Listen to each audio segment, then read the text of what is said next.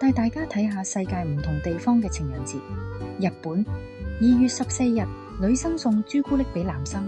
3月14號，白色情人節，男生回禮。日本情人節其實係先送再回應。韓國每個月14號都有主題。